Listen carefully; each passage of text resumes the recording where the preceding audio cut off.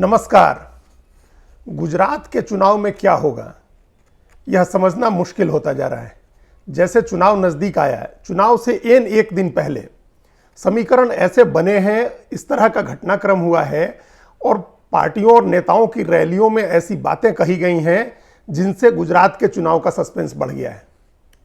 अब ये पहले लग रहा था कि भारतीय जनता पार्टी और कांग्रेस पार्टी की सीधी लड़ाई है, लेकिन आज ये बात कोई पूरे दावे के साथ नहीं कह रहा है। भाजपा और कांग्रेस की लड़ाई है, या भारतीय जनता पार्टी और आम आदमी पार्टी की लड़ाई है, या भारतीय जनता पार्टी, कांग्रेस और आम आदमी पार्टी के बीच त्रिकोणात्मक लड़ाई है। ये तीन स्थितियां हैं। आज भारतीय जनता पार्टी के नेता कह रहे हैं कि उनकी सीधी लड़ाई कांग्रेस पार्टी से है, आम आदमी पार्टी कहीं नहीं है।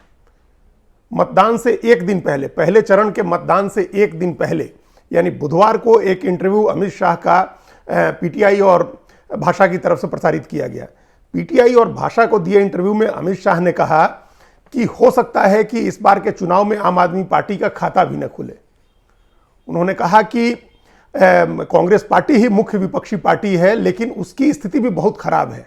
उन्होंने एक तरह से यह कहा कि बीजेपी की लड़ाई कांग्रेस के साथ है और आम आदमी पार्टी के उम्मीदवारों का नाम सफल उम्मीदवारों में, यानी जीतने वाले उम्मीदवारों में नहीं होगा। यह बात कही चुनाव से पहले चरण के मतदान से एक दिन पहले अमित शाह ने।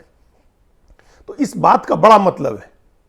अब इस बात को, उनके इंटरव्यू में कही इस बात को अगर दो और खबरों से के साथ मिलाकर के देखें तो एक दूसरी तस्वीर बनती है।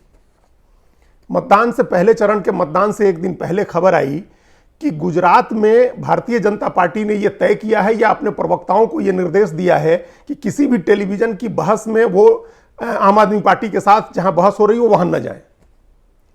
भाजपा ने अपने प्रवक्ताओं को यह निर्देश दिया है, ऐसी खबर आई है कि उन्होंने कहा है कि आम आदमी पार्टी के साथ किसी बहस में नहीं उलझना है किसी भी न्यूज चैनल के प्रोग्राम में।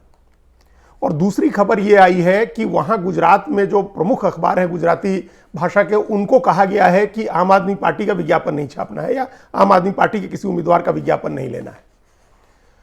ये दोनों घटनाएं जो हैं, मतलब आम आदमी पार्टी के किसी नेता के साथ किसी न्यूज चैनल के बहस में नहीं उलझना है और आम आदमी पार्टी का विज्ञापन नहीं छपने देना है, ये दो चीजें ऐसी हैं जिनसे लग रहा है कि आम आदमी पार्टी लड़ाई में है और वो बीजेपी का वोट काट रही है। दूसरी तरफ बीजेपी के दूसरे सबसे बड़े नेता हैं, वो कह रहे हैं कि शायद आम आदमी पार्टी खाता भी नहीं खोल सके। ये दोनों चीजें कंट्राडिक्टरी हैं, तो इसलिए भी तस्वीर उलझी है।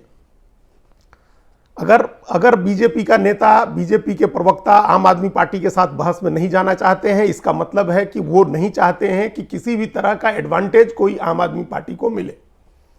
वो चाहते हैं कि लड़ाई आम आदमी पार्टी और, माफ करिएगा, कि लड़ाई बीजेपी वर्सेस कांग्रेस ही रहे। ये स्थिति बीजेपी के बहुत अनुकूल है, क्योंकि इन दोनों का वोट बहुत स्पष्ट रूप से बंटा हुआ है। शहरी इलाकों में, मध्य वर्ग के इलाकों में भारतीय जनता पार्टी पूरी तरह से सफाया करती है कांग्रेस का, और गांव के इलाकों में कांग्रेस पार्टी को अच्छा खासा वोट मिलता है। तो ये एक तरह से रेखाएं इनकी खींची हुई हैं। आम आदमी पार्टी के आने से ये रेखा जो है वो धुंधली हो गई है, ब्लर हो गई है। आम आदमी पार्टी भी शहरी मतदाताओं की पार्टी है और मध्य वर्ग को आकर्षित करने वाली पार्टी है। और हिंदुत्व का जो दांव अरविंद केजरीवाल ने खेला, उससे ऐसा लगा कि वो शहरी मध्य वर्ग में बीजेपी के वोट को डेंट कर रही है। तो अब इस तरह से अगर इस आकलन के आधार पर आगे बढ़े तो इसका मतलब है कि चुनाव त्रिकोणात्मक हो गया है और त्रिकोणात्मक चुनाव में बीजेपी को फायदा होगा। ये अब तक का एक प्रूवन रिकॉर्ड है कि कहीं भी कोई एक तीसरी पार्टी, जैसे गुजरात का ही ले, अगर कोई तीसरी पार्टी आ जाती है जो कांग्रेस पार्टी का वोट काटती है और कुछ सत्ता विरोधी वोट जो होता है उसमें हिस्सेदारी करती है, तो बीजेपी को फायदा होता है। तो एक बीजेपी का ये एडवांटेज है। लेकिन अभी जो बीजेपी के नेताओं का जो तेवर हैं, जो उनकी बातें हैं, उनसे ऐसा लग रहा है कि वो बहुत आश्वस्त नहीं है कि आम आदमी पार्टी को कितना वोट मिल रहा है या आम आदमी पार्टी उसके वोट में कितना डेंट कर रही है। कांग्रेस का वोट डिवाइड करवा रही है आम आदमी पार्टी, ये सब मान रहे हैं। बीजेपी का वोट कितना डिवाइड करवा रही है, इसको लेकर के बीजेपी के भी नेता अभी आश्वस्त नहीं है। यही कारण है कि चुनाव के पहले पहले चरण के मतदान से 3 दिन पहले जो अपना घोषणा पत्र बीजेपी ने जारी किया, उसमें ढेर सारी रेवड़ियों की बरसात की बीजेपी ने भी, जो मुफ्त की रेवड़ी बांटने का विरोध करने वाली पार्टी है, एक नैरेटिव सेट किया है था प्रधानमंत्री नरेंद्र मोदी ने कि मुफ्त की रेवड़ी देश के लिए और लोकतंत्र के लिए खतरनाक है। उनकी पार्टी ने अपने चुनाव घोषणा पत्र में कई ऐसी घोषणाएं की जो आम आदमी पार्टी दिल्ली में लागू कर रही है। जैसे दिल्ली में महिलाओं को फ्री बस पास मिलता है, तो ये घोषणा आम आदमी पार्टी की तर्ज पर यह घोषणा बीजेपी ने गुजरात में की है। बीजेपी ने कहा है कि जो महिलाओं को, बुजुर्ग महिलाओं को फ्री पास मिलेगा बसों में। इसी तरह से बीजेपी ने लड़कियों को स्कूटी देने की, इलेक्ट्रिक स्कूटी फ्री में देने की घोषणा की है। तो ये फ्री की रेवड़ियों की घोषणा भी हुई है, और उसके साथ ये यूनिफॉर्म सिविल कोड यानी समान नागरिक संहिता का भी एक भावनात्मक दाव बीजेपी ने वहां चला है। कहा है कि वो इसको लागू करने के लिए प्रतिबद्ध है, इसको लागू किया जाएगा। ओलंपिक का आयोजन कराना है, ये वादा भी किया है भारतीय जनता पार्टी ने। तो ये एक तरह से जो शहरी मध्य वर्ग का अपना जो उसका वोट है उसको आकर्षित करने की जो एक दाव हो सकता है वो बीजेपी वहां खेल रही है। और इससे ऐसा लग रहा है कि आम आदमी पार्टी की चुनौती उतनी कमजोर नहीं है जितनी पहले बताई जा रही थी, या जितना दिखाने की कोशिश बीजेपी के नेता कर रहे हैं। ये इस बात से भी पता चलता है कि जिस तरह से बीजेपी के नेता वहां रैलियां कर रहे हैं, प्रधानमंत्री नरेंद्र मोदी की 20 रैलियां हुई हैं और 2 अलग अलग बड़े कार्यक्रमों में वो शामिल हुए हैं। और मतदान प्रचार खत्म होने के पहले, मतलब दूसरे चरण का जो प्रचार बंद होगा 3 तारीख को, 3 दिसंबर को, उसके पहले उनकी 7 रैलियां और होनी है।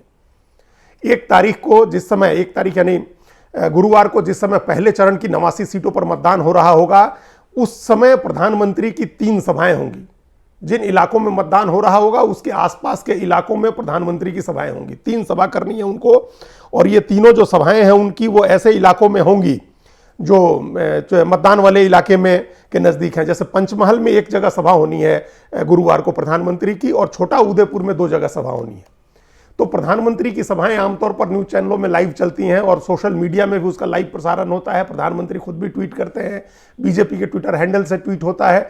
तो जिस समय ये सब चीज़ें हो रही होंगी, प्रधानमंत्री कुछ बड़े वादे कर रहे होंगे या अपोजिशन को अटैक कर रहे होंगे, जैसे आजकल उन्होंने ये भी शुरू किया है कि वो गुजरात की अस्मिता के साथ साथ उन्होंने आतंकवाद के मुद्दे का भी जिक्र किया है और कहा कि बीजेपी ही आतंकवाद रोक सकती है, और विपक्षी पार्टियां, कांग्रेस और उसके समान विचार वाली जो पार्टी है, उन्होंने आम आदमी पार्टी का नाम नहीं लिया।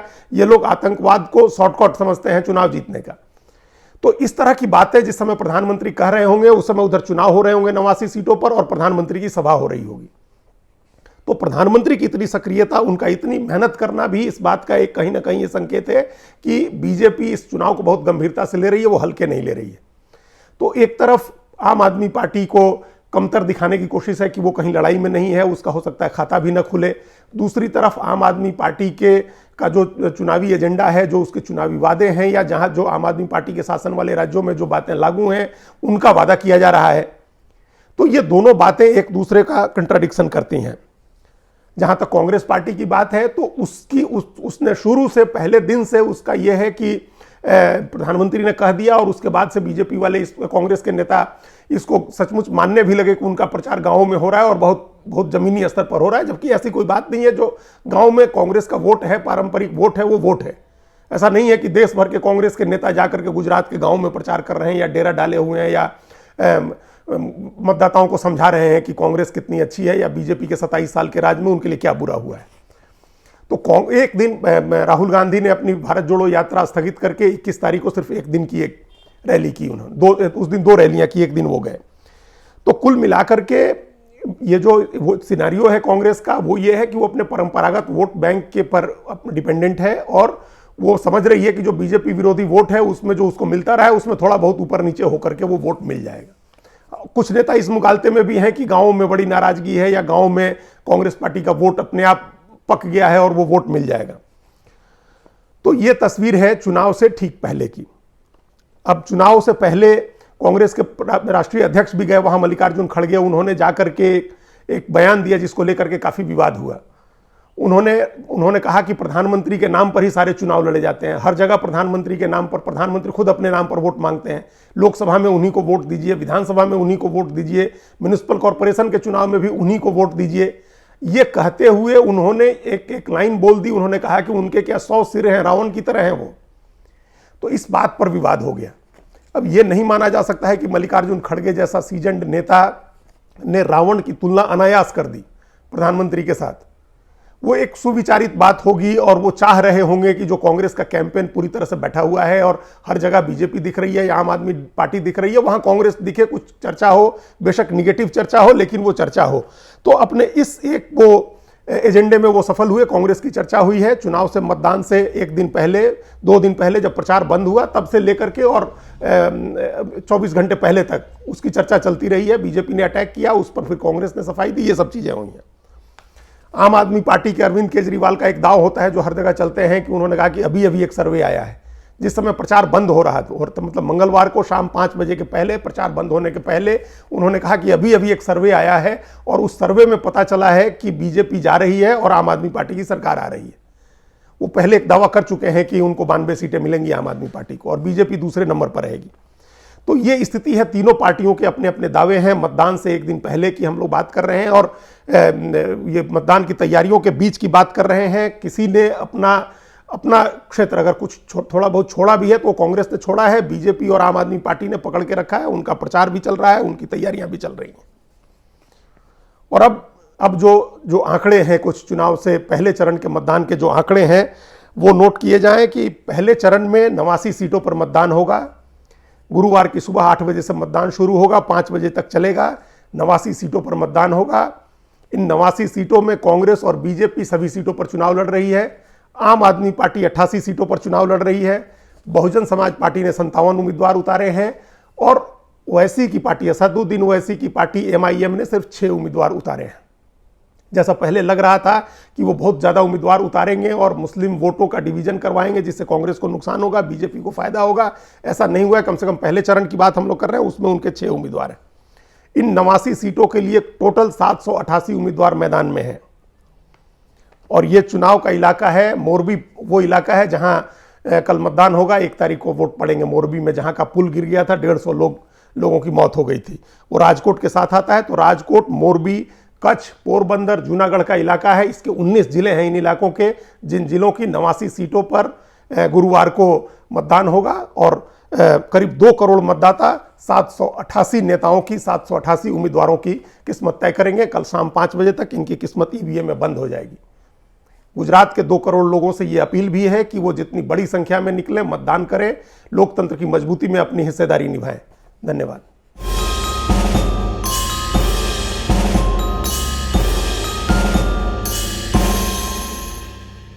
कृपया हमारे चैनल के साथ जुड़िए, लाइक कीजिए, सब्सक्राइब कीजिए, बेल आइकॉन जरूर दबाइए।